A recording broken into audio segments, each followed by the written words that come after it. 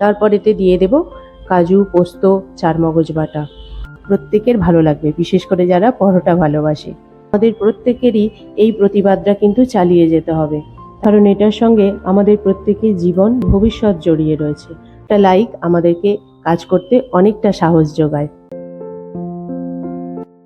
নমস্কার, আশা করি প্রত্যেকে ভালো আছেন, আনন্দে আছেন, টুসি রিচ স্নিগ্ধা ব্লগের সাথে আছেন।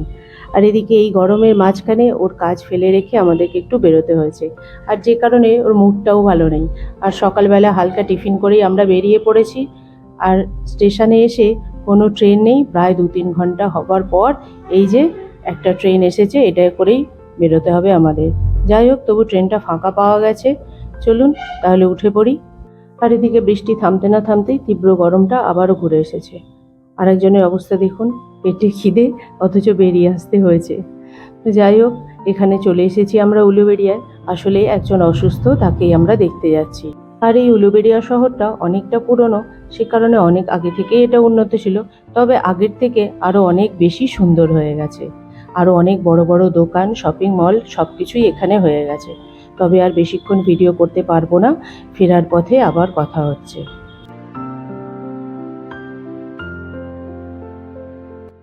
আর আমরা বাড়ি ফিরে যাবার জন্য আবারও উলুবেড়িয়া স্টেশনে পৌঁছে গেছি।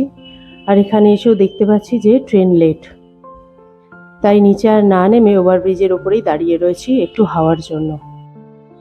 এখানেও প্রায় ঘন্টাখানেক সময় হলো আমরা দাঁড়িয়ে আছি, কিন্তু ট্রেনের আর দেখা নেই। এসেই যদিও জানতে পেরেছিলাম আজকে ট্রেন লেট, কিন্তু কিছু করার নেই, দাঁড়াতেই হচ্ছে। আর এখানে একজন দেখুন, ভেন্ডারটিকে কতটা প্রাণের ঝুঁকি নিয়ে দুটো পেটের জন্য এইভাবে কাজ করে। আর বেশিক্ষণ দাঁড়িয়ে থাকতে পারলাম না, চলে এসেছি এবার নিচে প্ল্যাটফর্মের মধ্যে। এবার দেখি একটু জায়গা খুঁজে সেখানটা একটু বসার চেষ্টা করি। আর এই যে সামনেই 2-1টা সিট ফাঁকা পাওয়া গেছে, চলুন ওখানটা গিয়ে বসি। আর এখানে এই যে 20 মিনিট পর ট্রেন পেলাম, চলুন এবার বাড়ি ফেরা যাক।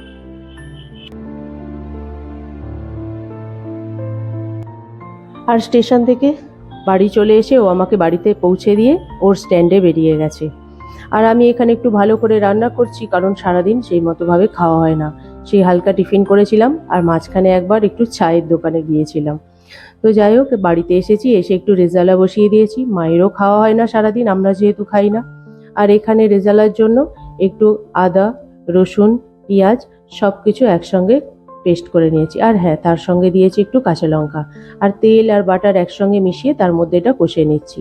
আর সকাল থেকেই চিকেনটা একটু অল্প দই, নুন মিষ্টি দিয়ে একটু ম্যারিনেট করে রেখে দিয়েছিলাম। এবার এটাকে ভালো করে এর সঙ্গে মিশিয়ে নিয়ে তারপর এতে দিয়ে দেব কাজু, পোস্ত, চারমগজ বাটা। আর হ্যাঁ, কড়াতে প্রথমেই ফোড়ন দিয়ে দিয়েছিলাম বাটার আর তেলের মধ্যে কয়েকটা গোটা গরম মশলা, শুকনো লঙ্কা আর সাজিরে। আর এই যে কাজু পেস্টটা দিয়ে দিলাম, দিয়ে আরেকটু হালকা নাড়াচাড়া করে এর মধ্যে ওই মিক্সি বাটি ধোয়া জলটা দিয়ে দেব। আর এই গরমের মধ্যে সারাটা দিন ওইভাবে অপেক্ষা করা শুধু শুধু অসহ্য লেগে গেছে।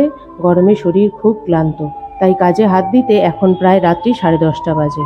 আর এই যে অল্প পরিমাণে নুন মিষ্টি দিলাম, আর দিয়ে দিলাম কেওড়ার জল, দিয়ে এটা ঢাকা দিয়ে দিলাম, হতে দিলাম। আর এখানে এবার কয়েকটা পরোটা করে নেব, একদমই অন্যরকম। এই যে তার জন্য প্রথমে কিছু রসুন কুচি আর কিছু কসৌরি পাতা একটু গুঁড়ো করে একসঙ্গে মিশিয়ে নিলাম। আর এই যে ময়দাটা একটু নুন, মিষ্টি আর দুধ দিয়ে মেখে রেখেছিলাম। এবার এই পরোটাটা বেলে নিয়ে তার উপরে কসুরি পাতা আর রসুনের গুঁড়োগুলো দিয়ে ভালো করে বেলে নেব। আর এই পরোটাটা এর আগেও আমি করেছি, খুব সুন্দর খেতে হয় জানেন। আপনাদেরকেও অনুরোধ রইল, যদি পারেন একবার এই পরোটাটা করে দেখবেন। তবে অনুরোধ করলাম, অবশ্যই করে দেখবেন, প্রত্যেকের ভালো লাগবে, বিশেষ করে যারা পরোটা ভালোবাসে। চলুন, পরোটাটা বেলে নেওয়া হয়ে গেছে, এবার সেঁকে নিই। আর ওদিকে তাওয়াটাও গরম হয়ে গেছে, মা বসিয়ে দিয়েছে। একে একে পরোটাগুলো সবগুলো করে নিই। আর ও খুব পছন্দ করে এই পরোটাটা খেতে। এই যে পরোটাটা হয়ে গেছে একটা পিঠ, এবার একদম এক পিঠে সেঁকে নিয়েই এদিকে তেল দিয়ে দেবো, দিয়ে একেবারে উল্টে দেবো। দিলেই এটা বেশি ভালো হয়, বারবার উল্টানোর থেকে একসঙ্গে করে নিলেই এটা বেশি ভালো হয়। আর এই যে পরোটাটার মধ্যে তেল দিয়ে দিলাম, দিয়ে দু পিঠই ভালো করে সেঁকে নিলাম। এত সুন্দর গন্ধ উঠেছে, গোটা বাড়িটা এর গন্ধে একদম মোমো করছে। এই গন্ধেতে খিদেটা যেন আরও বেড়ে যাচ্ছে। চলুন একে একে সমস্ত পরোটাগুলো করে নিই। আজকের ব্লগটি কেমন লাগলো অবশ্যই কমেন্টস করে জানাবেন। আপনাদের মধ্যে অনেকেই ব্লগ তো দেখছেন কিন্তু কমেন্টস করছেন না। আর অবশ্যই লাইক করে চ্যানেলটিকে এগিয়ে যেতে সাহায্য করুন। আসলে একটা লাইক আমাদেরকে কাজ করতে অনেকটা সাহস যোগায়। আর অবশ্যই চ্যানেলটিকে সাবস্ক্রাইব করে পাশে থাকবেন। আর লেচির গায়ে এই রসুন আর কসৌরি পাতা যেভাবে লাগানো যায় 3টে পদ্ধতিতেই আমি দেখিয়ে দিলাম। আপনাদের যেটা সুবিধা হবে সেটাই করবেন। আর ও বাড়ি ফিরে এসেছে আর আমিও ঝটপট তাই রান্নাটা করে নিই। আসলে ও এসে গিয়েই শরীর এতটাই ক্লান্ত আর পারছে না, শুয়ে পড়েছে। চলুন এবার আমি ঝটপট রান্নাটা করে নিয়ে ওকে ডেকে খেতে বসে যাই। আর মাও দেখুন না, সারাদিন সেইভাবে বাড়িতে কিছু খায়ও না। মাকে নিয়ে যাই না, কারণ এতটা গরমের মধ্যে আর কষ্ট দিতে চাইছিলাম না, তাই আমি আরও দুজনে মিলেই গেছিলাম। আর এখানে তাই ভেবেছিলাম মা হয়তো বাড়িতে একটু খাওয়া দাওয়া করবে, বলেও গিয়েছিলাম। এই রকমই জানেন তো, কখনোই কোনো কিছু খেতে চায় না আমরা না খেলে। আর এই যে রেজালাটা এবার প্লেটের মধ্যে তুলে নিয়ে খেতে বসে যাই। আর ওদিকে মা গেছে ওকে ডাকতে, কারণ ওকে এই সময় ঘুম থেকে টেনে তোলাটা খুবই কষ্টকর। আর এই যে ও বসে গেছে আর একে একে খাবারগুলো আমরা রেডি করে নিই। আর হ্যাঁ, জীবনের স্বাভাবিক ছন্দে আমাদের তো ফিরতেই হবে, কাজকর্ম সব কিছুই করতে হবে, তার সঙ্গে প্রতিবাদও চালিয়ে যেতে হবে। এই কথাটাও ভুলে গেলে কিন্তু চলবে না। আমাদের প্রত্যেকেরই এই প্রতিবাদটা কিন্তু চালিয়ে যেতে হবে। তাই আপনারাও এই প্রতিবাদটা চালিয়ে যেতে থাকুন, কারণ এটার সঙ্গে আমাদের প্রত্যেকের জীবন জড়িয়ে রয়েছে, আমাদের ভবিষ্যৎ জড়িয়ে রয়েছে। আর এই যে ওকে খেতে দিয়ে দিয়েছি, আর ওর প্রতিবারের মতো এবারেও এই পরোটাটা খুবই পছন্দ হয়েছে। আর মুখটা একবার দেখুন, ঘুম থেকে উঠে জবা ফুলের মতো চোখ লাল, আর ভালো লাগছে না। আর গরমটাও এত বেশি, বেচারা ঘেমে স্নান করে যাচ্ছে। আর এই যে আমিও বসে গেছি খেতে।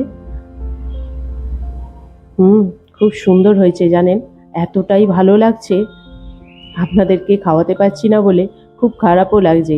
আর একজন খুব আফসোস করছে, আমার ভাই থাকে তো বাইরে বাইরে মানে মুম্বাইতে থাকে, আর ও সবসময় আসতে পারে না। তাই যখনই ব্লগে এরকম কোনো খাওয়া দাওয়া দেখে বা ফোন করে যখনই জানে যে এরকম খাওয়া দাওয়া হচ্ছে বা কিছু, তাতেই ও ভীষণ আফসোস করে আর বলে এইটা খাওয়াবে ওইটা খাওয়াবে। ও সব কিছু দেখে রাখছে, যখন ও বাড়িতে ফিরবে তখন ওকে সবটুকু করে খাওয়াতে হবে বলেই রেখেছে। আমিও বলে রেখেছি, ঠিক আছে তুই বাড়িতে আয়, অবশ্যই খাওয়ানো হবে তোকে। আর এই যে মা পাশে বসে রয়েছে, কিন্তু সামনে আসতে চায় না। তাহলে চলুন আমরা খাওয়া দাওয়া করি। আপনারা প্রত্যেকে ভালো থাকবেন, আনন্দে থাকবেন, চ্যানেলটিকে সাবস্ক্রাইব করে আমাদের পাশে থাকবেন।